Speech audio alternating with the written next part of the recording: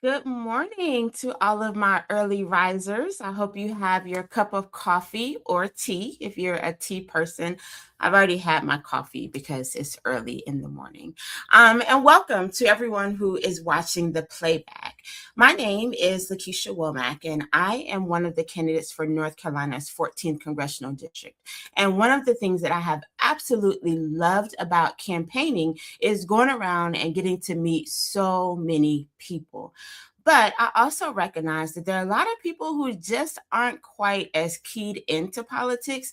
And so you're probably not coming to one of the candidates' forums. You're probably not paying as much attention. And that's okay because I get it. You're trying to take care of your family, you're trying to live your best life. And so this just isn't at the top of your mind. However, I do want to provide an opportunity for you to get to know me, for you to have some collateral that you can share with friends and family. I was at a church yesterday and some of the members got so excited because they were like, wow, like we finally get to meet the candidate. We actually get to meet the person that we're voting for. And as much as I wish I could visit every church in our 6 counties and I could go to every event in the counties that represent North Carolina's 14th congressional district, that's just not possible. So I wanted to use technology as a tool to get out and meet as many more people as I can. We do have some exciting events coming up, so make sure you check out my website. You can use the QR code or you can visit. Let me pop this up here for you, or you can visit the website to find out what we have planned. So really excited to just share with you a little bit about me, who I am, how I came to decide to run for Congress, because that is a pretty major step, and then to share with you what some of my key issues are. And if you have questions, if you have comments or concerns, you can always visit the website. We do have a constituents concerns form on there. And I get questions like all day long from people. Sometimes it's just people venting about how they're feeling about what's happening in our government. And I respond to all of the messages.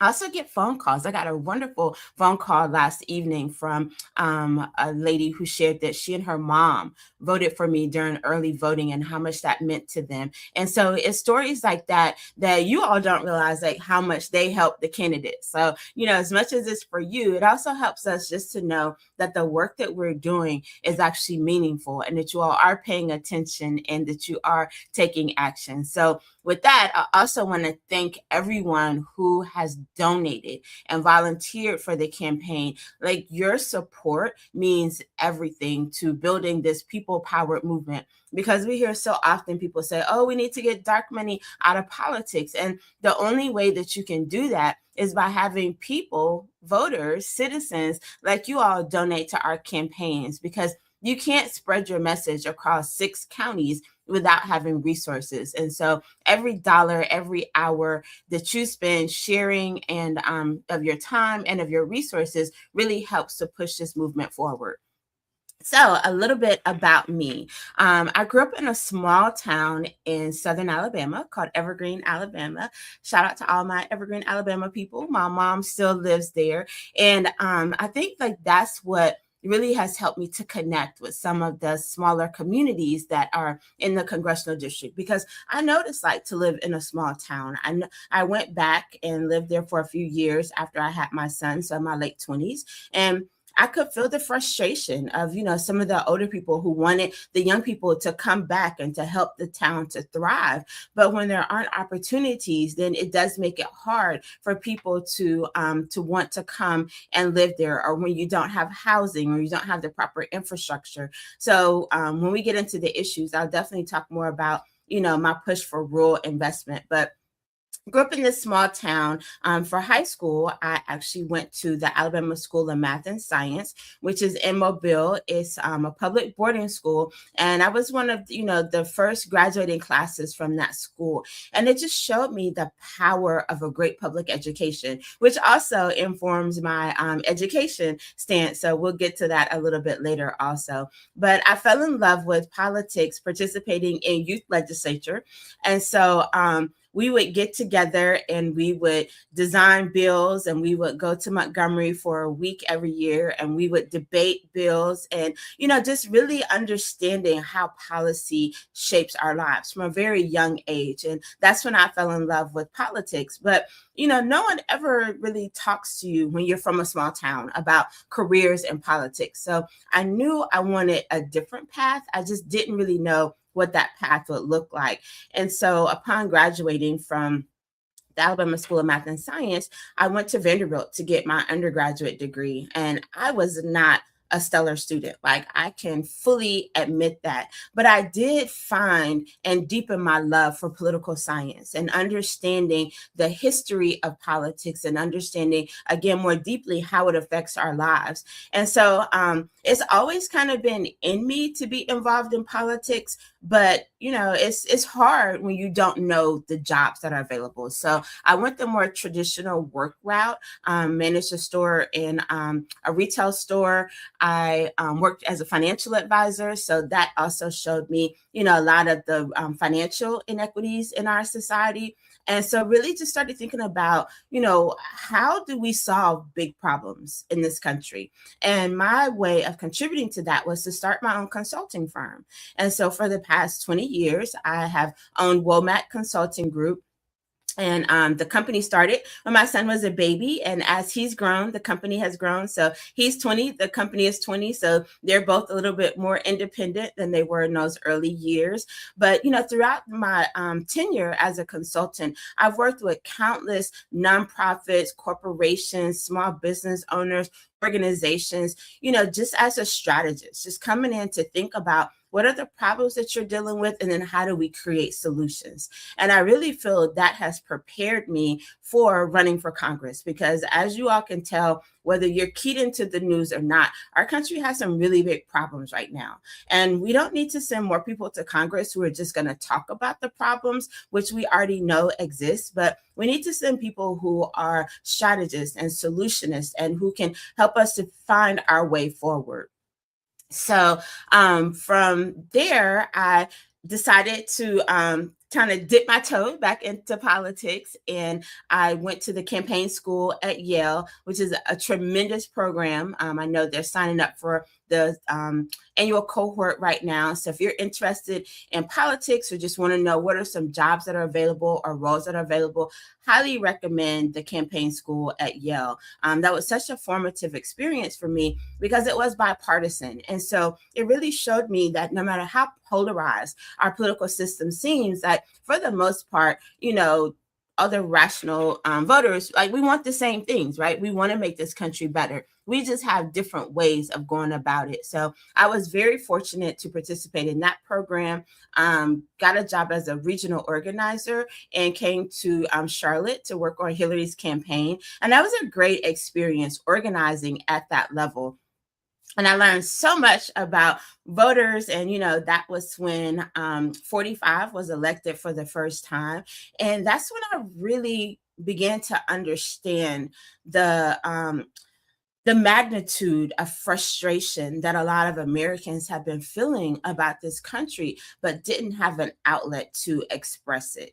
And, I don't agree with how it's being expressed, but definitely have an understanding of that frustration. And I think that when people ask, well, do you think you can win this seat because it's a gerrymandered seat? I do believe that there are enough people who are looking for a fiscally conservative candidate who is also socially responsible.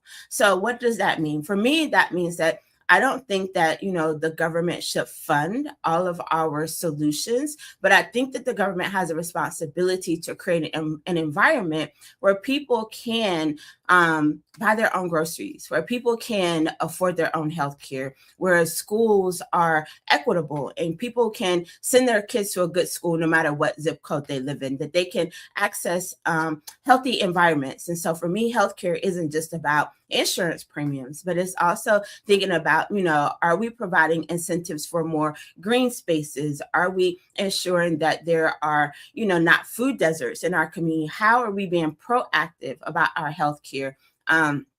I don't agree with the deregulation around environmental protections. I do believe that the government has an obligation to protect the air from pollutants. And so I just realized like how important it is to not have necessarily a centrist position, but a progressive position that people can get behind and understand that, it's great for us to say, well, it's going to take some time for a change to occur. But we also have to ask, but how hard are we pushing for that change? Are we sending people to the table who can say, yeah, we have, a long-term plan, but this is what we're going to do in the meantime to get to that plan. Whenever I do strategic plans for organization, it's always like, all right, so what's the big idea? What's the big vision that we're working toward? And then how do we develop steps to get us toward that vision? And right now, I'm just not sure a lot of people who are in leadership positions have a vision for this country, or if they're just kind of taking it day by day, piece by piece, legislation by legislation. But, one of the things, if I'm elected in the primary to go into the general, I really want to have some values workshops where, we bring the people of the 14th congressional district together to really talk about our values and what do we want to see in the government, and then how can I be your instrument in DC to help make that vision a reality. Because again, I believe with my whole heart that most people just want to be able to live their lives. Like, we don't want to have to turn on the news every day to find out, has democracy fallen today? What are the tariffs increasing? The prices, will I ever be able to buy a home? We want to be able to get up and go to sleep every night knowing that our government, the people that we elect, are working on our behalf. So I've been in Charlotte since 2016. Absolutely fell in love with the city. I had lived in Nashville, Atlanta, Birmingham, and this was the first time like I really felt like this is my home. This is where I'm supposed to be. And so in the last, 2 years, I think it's 2 years. In the last couple of years, I've had the pleasure of working with Aspire Community Capital, which is an emerging community development financial institution, or CDFI for short. And I help design loan products for business owners. And I will say, in all transparency, before taking this position and being a business consultant, a business strategist, I thought, well, business owners just need access to more capital. Like, if we can just get access to capital, then, they'll be, fine. Like, they just need more money. But what I'm realizing is a lot of times, like, the foundation is flawed. And people are not prepared to access the capital because they need more support. And I feel like that's what's happening in our government. We've been throwing money at problems, but we're not really taking that step back to say, like, well, what's the root cause of that problem?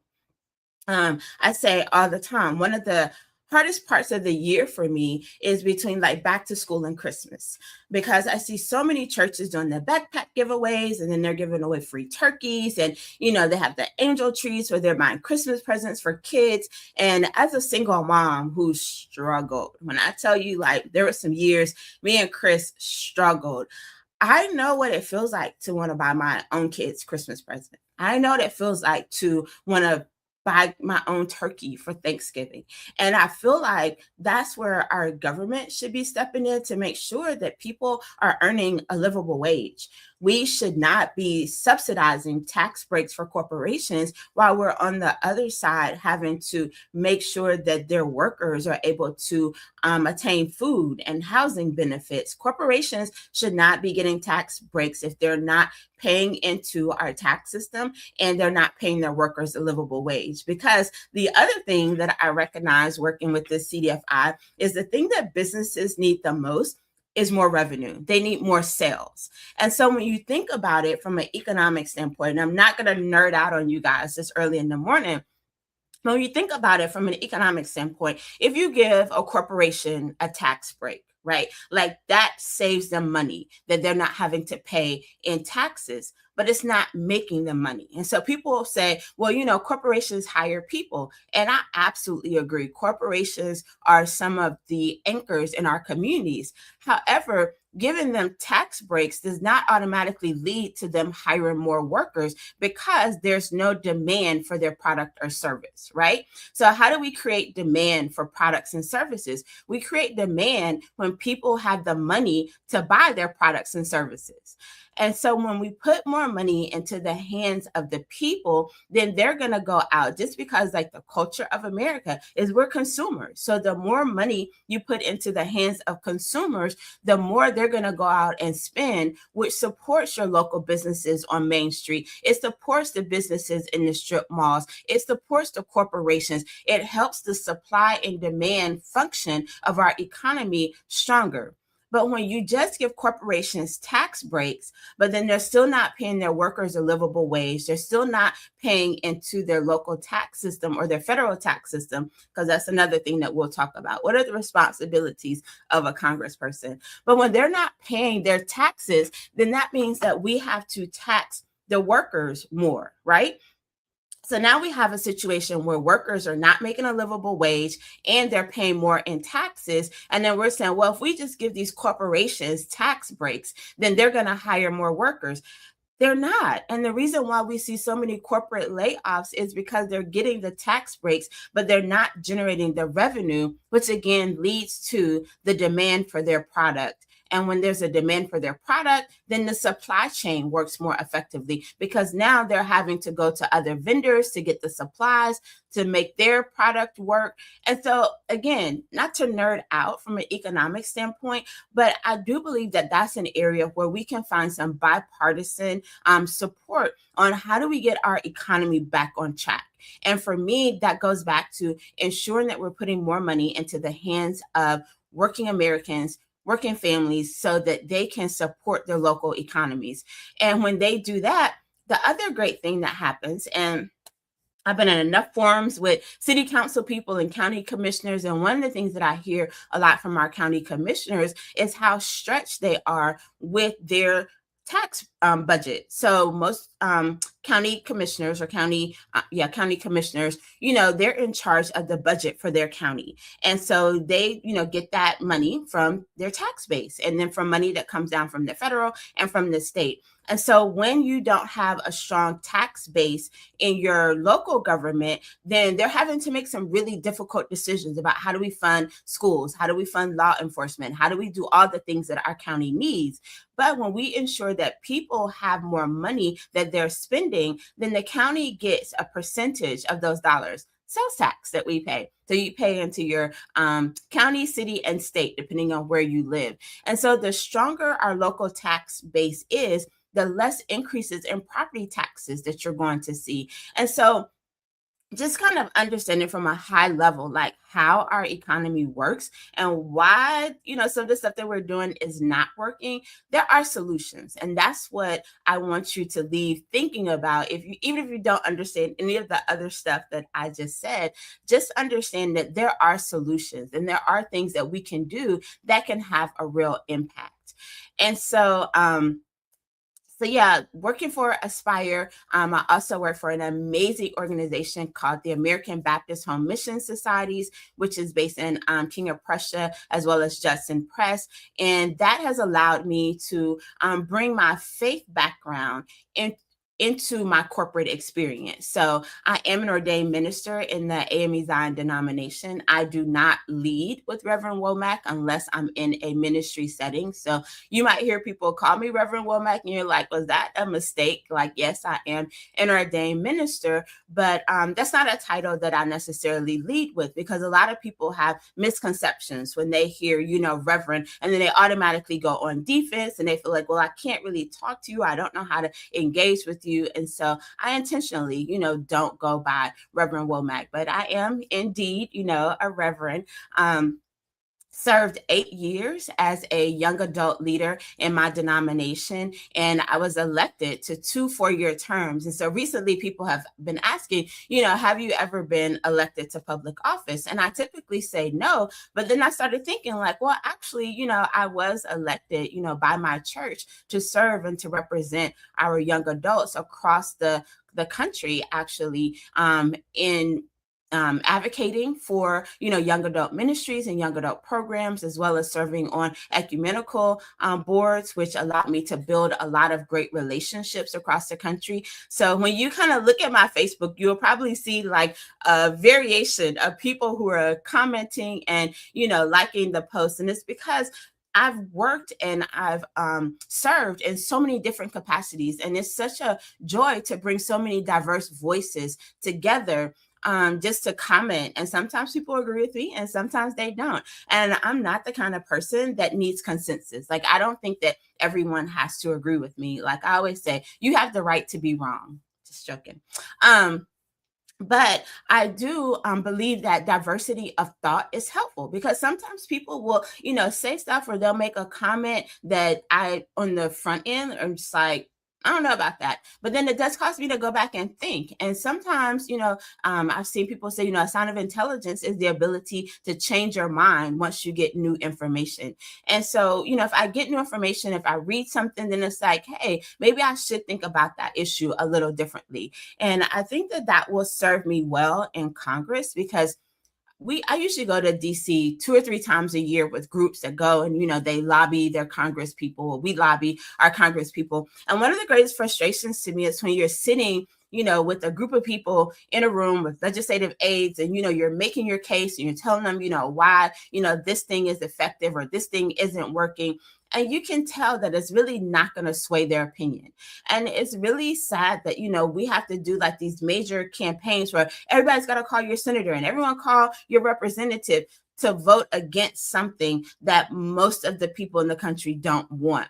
But because a special or a small interest of people do want that, then they're supporting it. So I believe that the primaries are great opportunity for you to really get to know candidates. And that's one of the reasons why I'm hosting this live, so that you all can hear from my heart. And there are going to be some things that you're going to agree with, and there are going to be some things that you might not agree with. And hopefully you'll have some questions and you'll feel comfortable reaching out to me with those questions. But what we can't do is continue sending people to Congress and then thinking that once we get there, we can change them.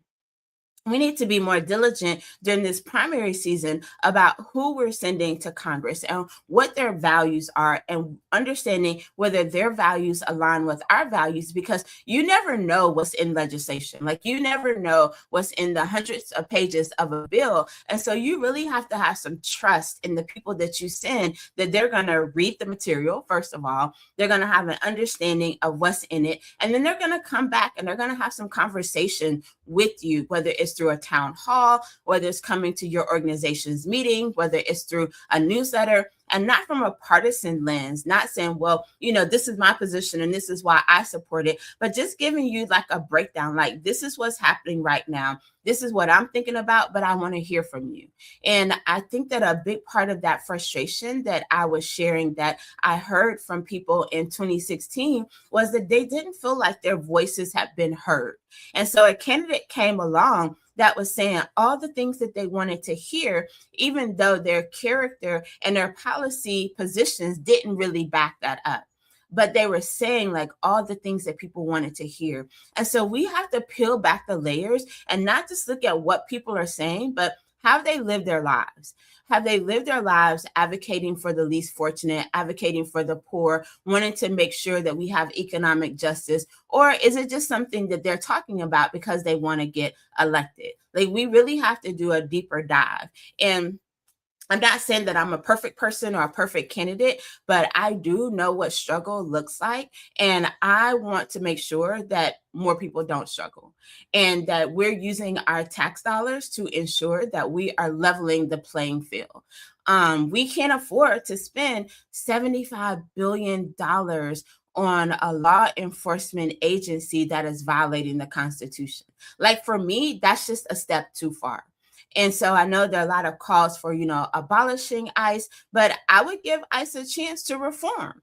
But right now we see that when Congress and the Democrats primarily are asking for those reforms, and they're saying, no, we don't want to take off our masks. No, we don't want to have to get warrants.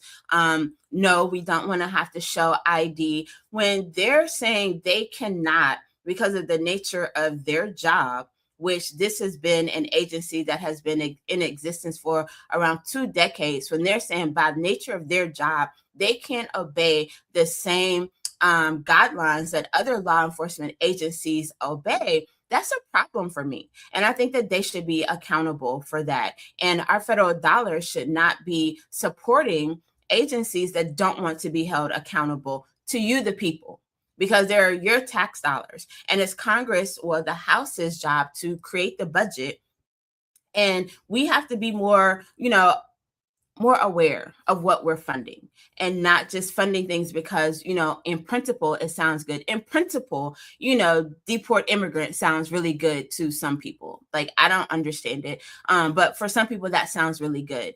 However, when we look at the methods, like, that's where the accountability comes in. So if this is your goal, what are the methods that you're using to accomplish that goal? And you can't use unconstitutional methods. You can't shoot people in the street to do those things. And so, I know for some people, like, that's a complicated subject because we do want immigration reform, but I think that we have to have non-biased pathways to citizenship. So it shouldn't be based on whether the people in your origin country are Black or brown, whether or not you're able to attain these easier pathways to citizenship, because diversity is the fabric of this country. Whether people want to admit it or not, the majority of people who are living in this country did not originate in this country. Okay, like, let's just be clear about that. And so we all bring diversity to the table. And so it doesn't matter what color you align with, we all have an ethnic background that we bring to this country. And that's what is supposed to make America different from other countries, because we value that diversity. But again, because of that grievance, there are a lot of people who are not able to see that value because they've been convinced that it's the immigrants who are taking their jobs and who are taking, their opportunities and, their houses. And that's just not the reality. The reality is our economic system, as we talked about before, is broken. And so the money that you need to survive, you're not able to access that through jobs, through, mainly through jobs. And so you look around and you're like, hey, these other people have these opportunities or have these resources that I don't have. And so they must be the problem, instead of looking at the system to say, hey, why is the system broken in such a way that I don't have that access? And how can we fix the system, instead of blaming the people? So let's see, I have some notes because I am a preacher. Did I mention that? And so I can talk for a long time. And that's, I typically try to keep, these sessions kind of short, because I know me and I know I can go on for a long time. So have I ever been elected? Answered that, not to a public office, worked on several campaigns, including Hillary's campaign. And it's so interesting because I just refer back to like all the advice like I give candidates. And now that I'm the candidate, I'm like, oh, like I see why, they didn't do some of the things that I told them to do. So to all the candidates that I've ever worked with, I'm sorry for pushing so hard, but I do believe that it made you better because a lot of you guys won. Why am I running for Congress? Again, to solve some of the big problems that our country is facing. I think that we need hope right now. And hope comes in the form of a plausible solution to the things that you're dealing with. I don't believe in like this, vapid hope where it's like, oh, one day things are just magically going to get better.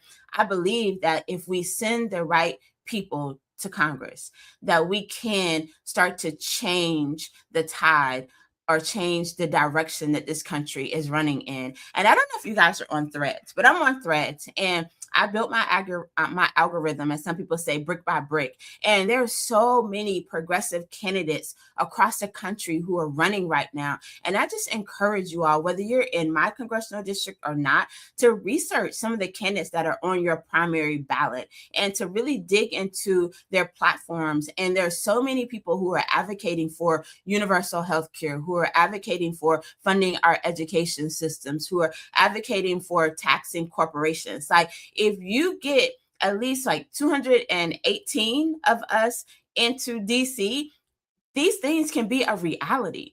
Like, they don't have to be something that, oh, we got to wait until the next generation, or, if we just hang in there a little while longer. Like, we don't have to do that.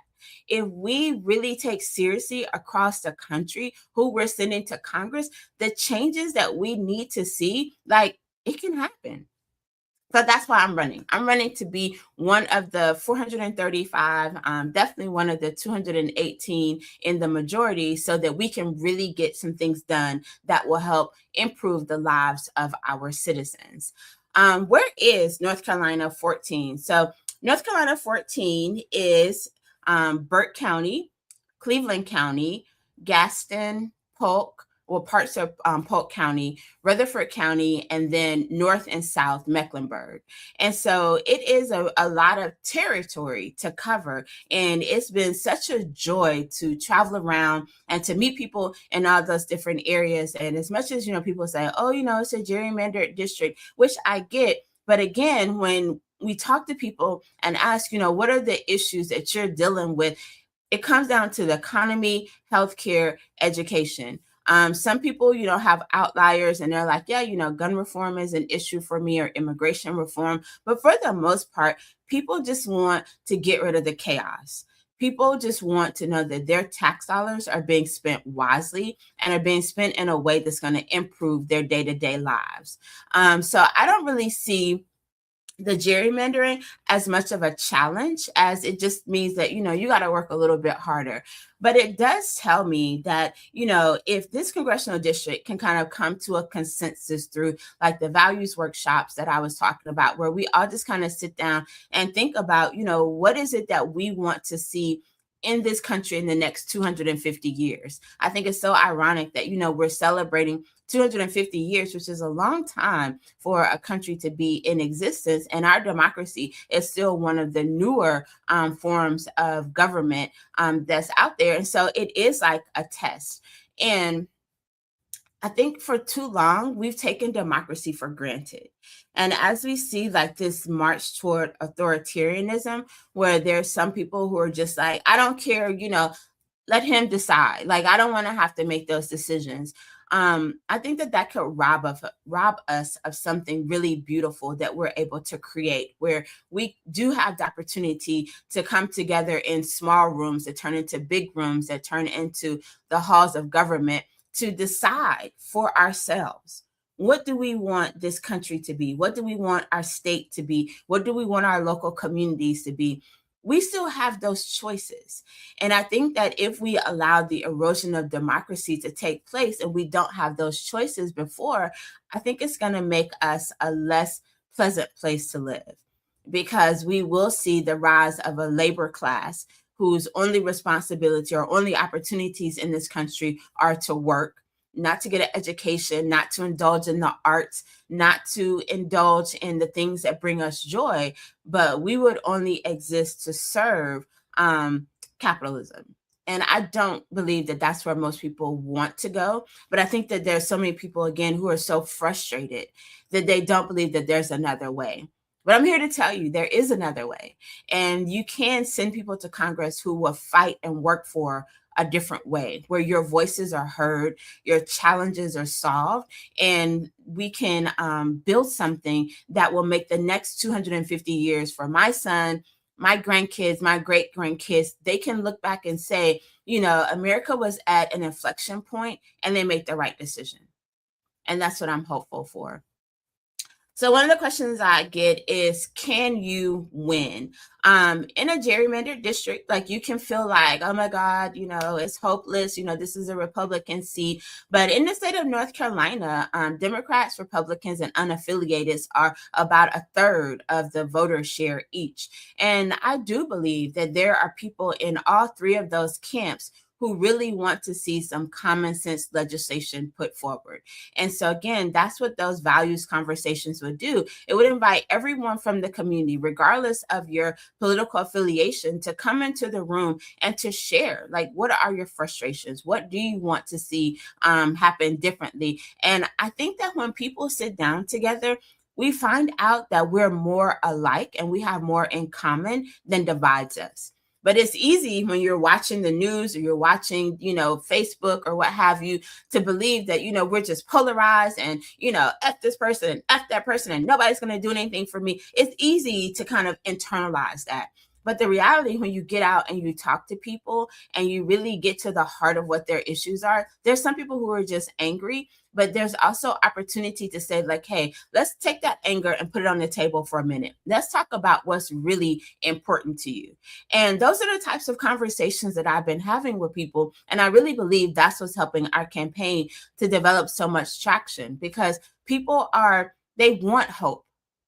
They want to believe that it can be better.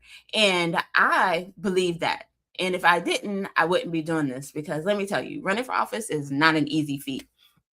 The next question that I get is, how will you stay engaged? And so it's great going around to, all the different meetings and community events. And I do believe that as a congresswoman, one of the things that I would want to do is to have, a community liaison who really is a community liaison, who is showing up to the community event, showing up to your meetings. They may not be able to come every month, but they would definitely be in regular attendance, and you would know how to connect with them, and just making sure that we're always listening to you. And then we're always like coming back to you to say, like, hey, this legislation is on the table. So for example, with the government shutdown that we're experiencing right now, I'm in the Charlotte Aviation Academy. Yes. How do I find time? I have no idea. But it's been an amazing experience, because I'm learning more about how the airport operates in our city. And airports are a major economic driver for most cities that have, large airports. And so, they were talking about how this shutdown is going to affect aviation. So, then you start thinking, like, okay, on the one hand, we have aviation that's being impacted. And then on the other hand, we are debating whether or not we're going to continue to fund ICE and its unconstitutional actions. And so we do have to make a tough decision. And a lot of times, like, people only hear one side of that, like, oh, the Democrats, voted to shut down, the FAA, or, they're not, supporting our TSA workers, so they're not getting paid. Like, we hear that side, but then we don't hear the other side. And so my goal is to ensure that you're hearing both sides. Like, these are the decisions that we have to make. And sometimes, like, it is that hard to decide, like, do we hold on to our values and say we're not going to give ICE another $10 billion? Or do we let ICE continue their terror across America so that we can keep, TSA workers paid? And that's such an unfair decision to have to make, because I don't think that those two things should be tied together. I think that they should be voted on separately, which is something else that I think that we can advocate for. But when you're having to make those tough decisions, it's important to have somebody who's going to come back and explain to you, this is what we're having to decide between, and making sure that you all are informed and that you can be engaged in that process. So staying engaged by, just figuring out the best way to communicate, whether it's going to your meetings, having you come to us, to town halls, a mixture of all of those, hosting roundtables.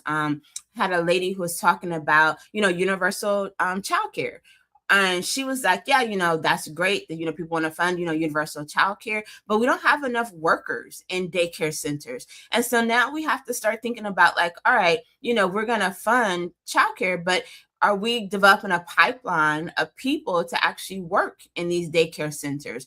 And so those are the types of problems where it's easy to say, oh, we're just going to throw money at the problem, similar to saying, oh, we're just going to give businesses loans. But have we built the infrastructure to make it successful when we do put the money into these institutions? And so that's something that we definitely have to think about and that we have to work on.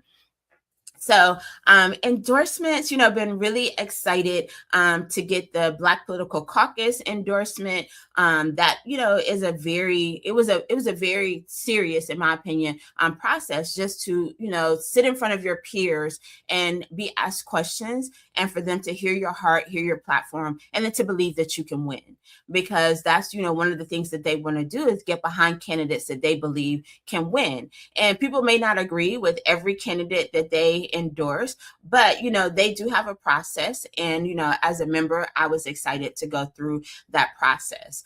I also received the endorsement from the Charlotte Muslim Caucus.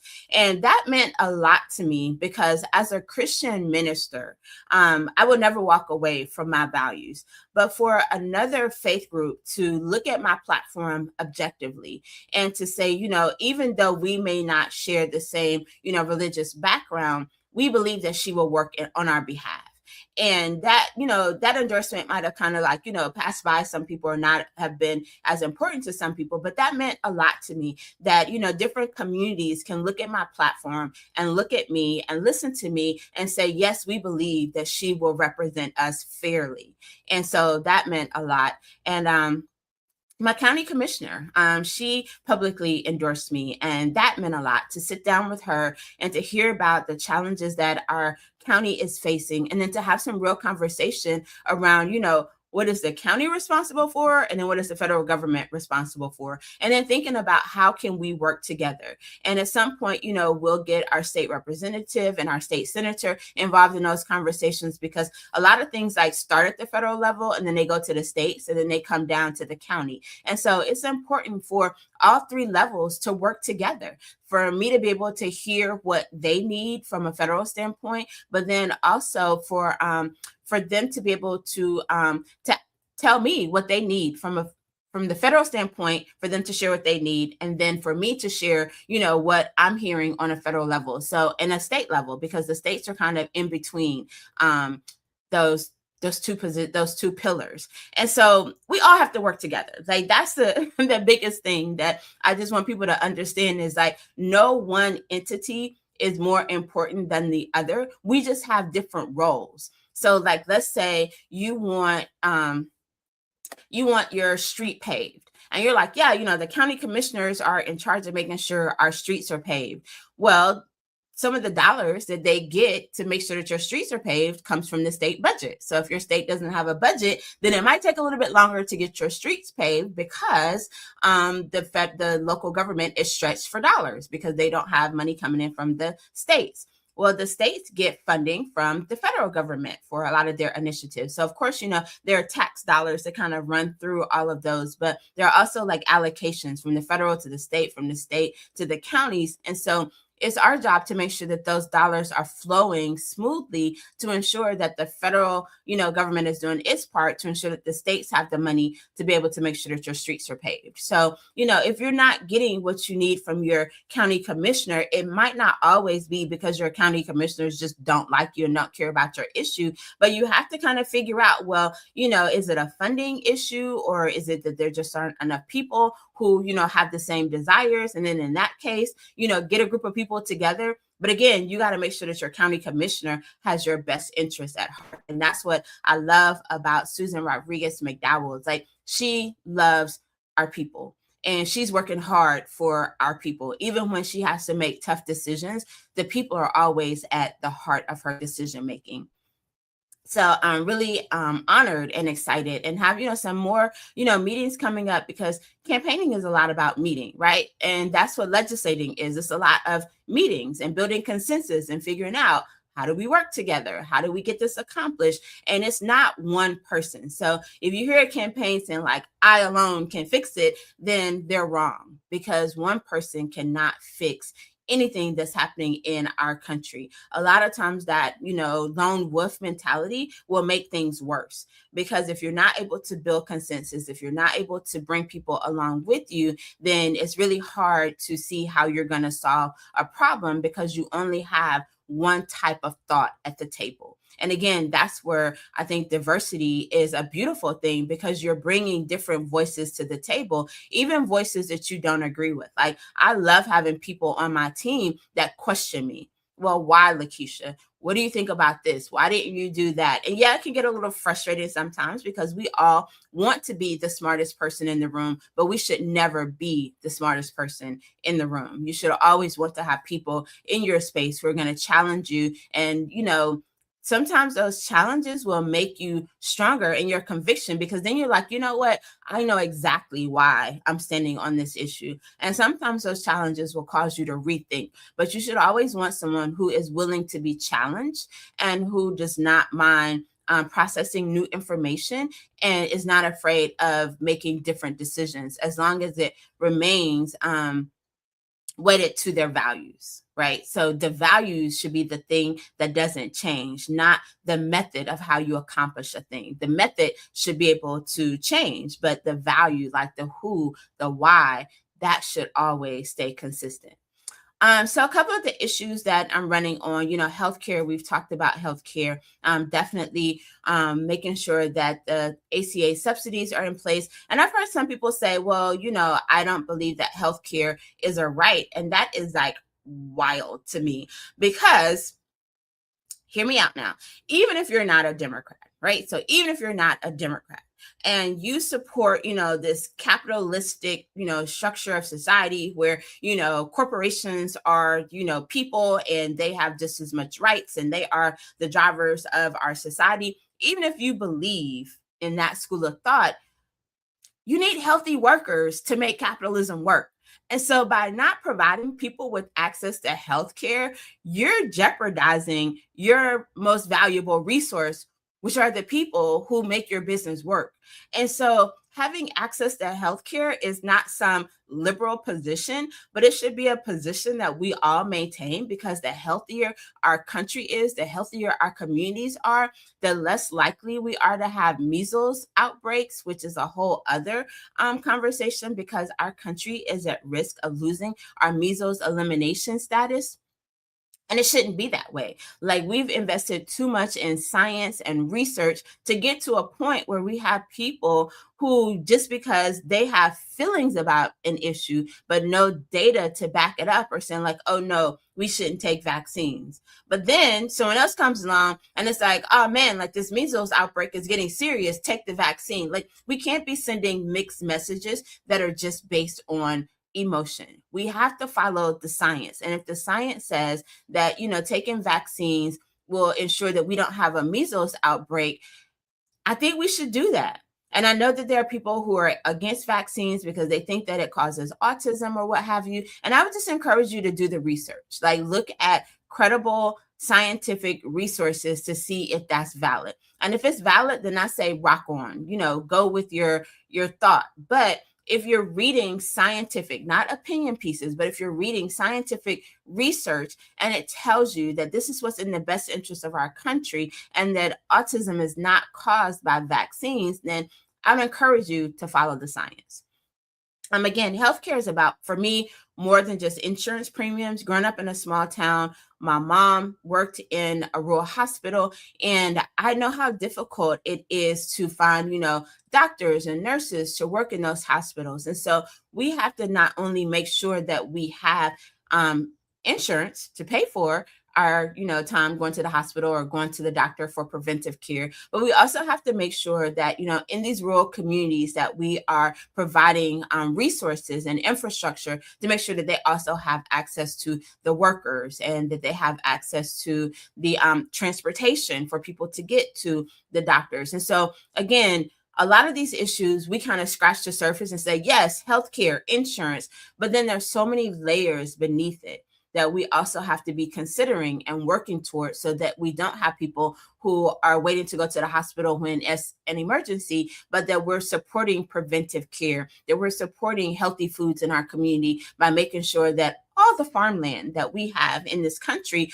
that we're not just exporting produce, but that we're also making sure that a lot of that produce is being circulated within local communities. So there's so many things that we can do to support farming communities in this country, so that, if China decides not to buy our soybeans, that we can either repurpose that farmland for something that we need internally, or we can find a way that we can use those soybeans. But, we just have to think differently about the problems and not continue banging our head on the door with trying to get the same solutions if they're not working. Education, again, I don't believe that the quality of education should depend on the zip code that you live in. Some people are fortunate and they're able to, live in communities where, their kids go to school and they have a golf club and they have a tennis club and they have a sewing club. And then you have other kids who are going to school and the only opportunities they have are football or basketball. They don't have, the liberal arts clubs so that they can become more well-rounded people. And, if we can be honest, the thing that fuels a healthy democracy is an educated electorate. And so you have to ask yourself, like, why does our government not want to educate our citizens? And is it because they don't want you to be able to think critically so that you can make informed decisions? We have to get away from, just teaching to the test, but really developing critical thinking skills and analytical skills for our young people so that they can decipher between misinformation and what's real. There's some stories that I hear people tell, and I'm just like, does that sound right to you? But of course, I grew up in the age where we had to read the story and figure out, well, what do you think is going to happen next? And what do you think they meant? We had to, understand context clues. And we really have to get back to making sure that, the next generation has the opportunity to process information, to identify misinformation, and to think critically, because we're facing some critical times, which is going to require some critical thinking of all of our population, not just the ones whose parents can afford for them to go to a good school or to put them into a charter school. But if our tax dollars are funding our education system, we do need to examine, does the education system that we have now, is it continuing to work for us? Is it continuing to meet the needs of our students? Or do we need to look at the Department of Education for some restructuring? And that restructuring does not mean putting K through 12 under the Department of Labor.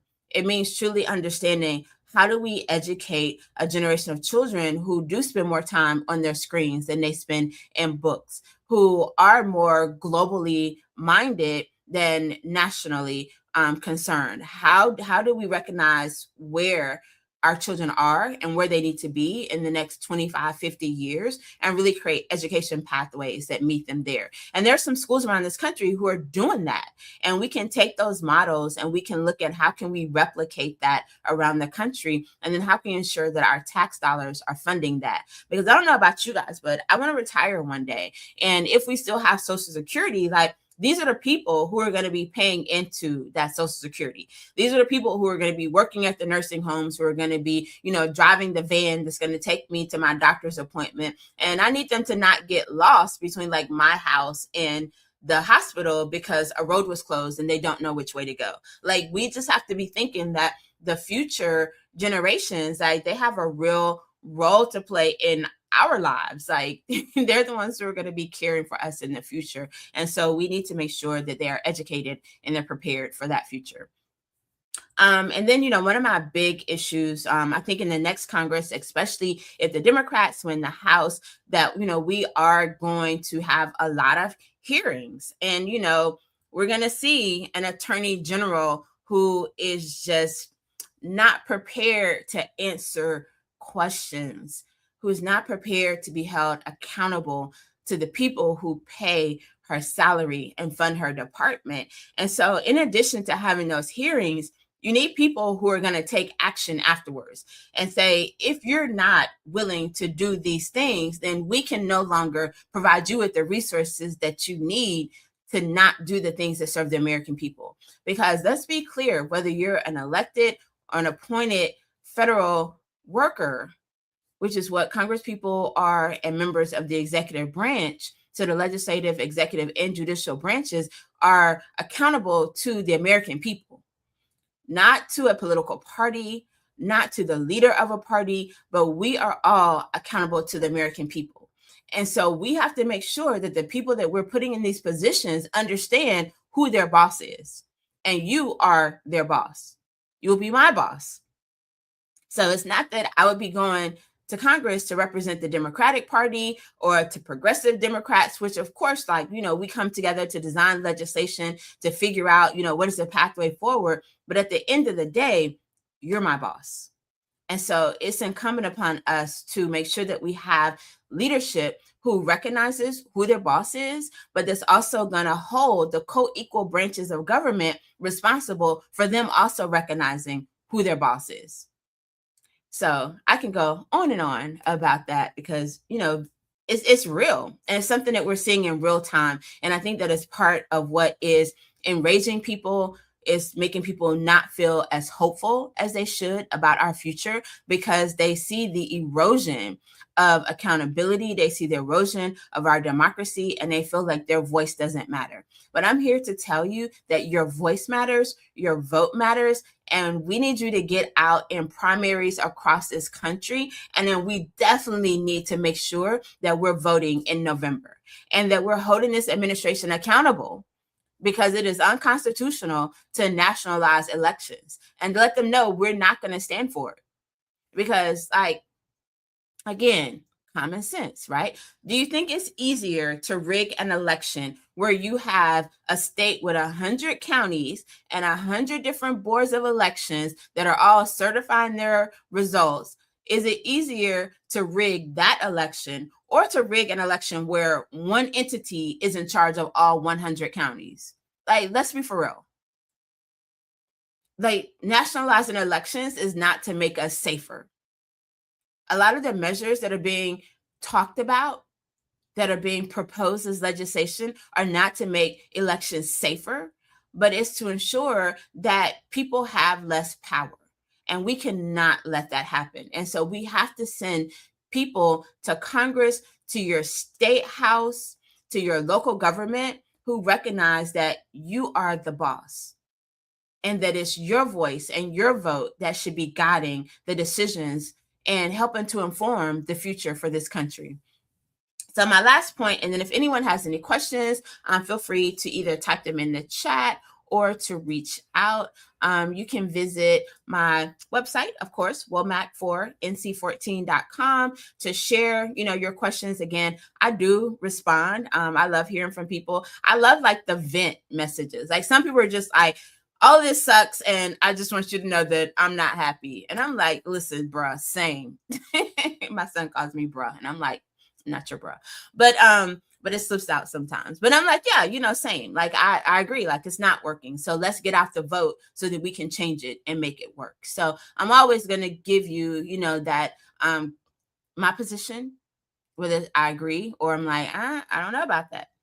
There's some things that, people reached out and they're like, hey, what do you think about this? And it's like, well, we would have to see how that would impact the federal budget, because we can't just spend, because even as a federal government, limited resources that we have available. And so we have to be, aware of how we spend tax dollars and what is going to have the biggest impact. And in my opinion, that's healthcare, that's education, and that's investing in our infrastructure, and not funding agencies and actions that are unconstitutional. So I hear from people a lot, how can you support? We definitely need, a few more volunteers for Election Day. So if you want to volunteer, you can also do that on the website. Donations, we have one more big initiative that we're planning to push in the next week or so. So, definitely, if you've been thinking about donating and you're just not sure, today is the day to be sure to send in your donation, whether it's $10 or $20 or $200. No dollars are not welcome, in this campaign, because it does help us to, run a people-powered campaign, to not have to, look toward PACs and all these other groups that are putting money into campaigns, for us not to have to rely on that, but to say, we are truly funded and fueled by the people. And then the most important thing that you can do is share. Share the message, share this video. Again, it's okay if you come away with more questions. If you're like, hey, I agree with you on some things, I don't agree with you on other things. I'm a big girl. I can take it. I've been disagreed with before, and we can talk about it. And at the end of the conversation, we might walk away and agree to disagree. But at the end of the conversation, you might have a new perspective, or I might have a new perspective. But we never know until I hear your perspective and have a chance to engage with you.